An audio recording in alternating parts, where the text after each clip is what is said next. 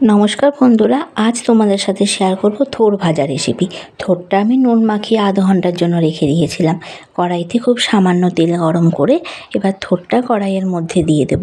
থোড় থেকে দেখো কতটা জল বেরিয়ে গেছে, নুন মাখানো ছিল ওই জন্য। এবার থোড়টাকে চাপা দিয়ে বেশ খানিকক্ষণ ধরে ভেজে নিতে হবে। আমি যেহেতু থোড়ে প্রথমে হলুদ মাখাতে ভুলে গিয়েছিলাম, মানে যখন নুন মাখিয়েছিলাম তখন হলুদ মাখানো হয়নি, তাই আপনারা চাইলে আগে হলুদটা মাখিয়ে রাখতে পারেন। তাই আমি এখন হলুদ গুঁড়ো দিয়ে দেব। হলুদ গুঁড়ো দিয়ে নেড়ে চেড়ে আবার ঢাকা দিয়ে দেবো। ঢাকা দিয়ে ভাজার কারণ থোড়টা ভালো নরম হবে আর খেতেও বেশ ভালো লাগবে। থোড় না নরম হলে ক্যাচ ক্যাচ করলে খেতে ভালো লাগবে না। থোড় শরীরের জন্য খুব উপকার। এই থোড় ভাজা গরম ভাতের সাথে খেতেও যেমন ভালো লাগে, গরম রুটির সাথে খেতেও বেশ ভালো লাগে। আমার তো খুব প্রিয় থোড় ভাজা।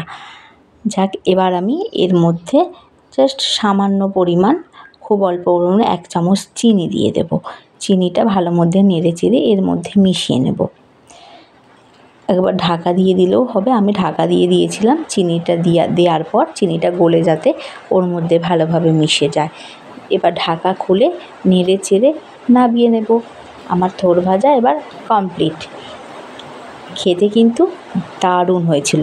তোমরাও বানিয়ে করে খেয়ে দেখো জাস্ট বন্ধুরা, হেব্বি স্বাদ হয়েছিল। আজকের মতো তাহলে টাটা। ভালো লাগলে লাইক শেয়ার কমেন্ট করে পাশে থেকো।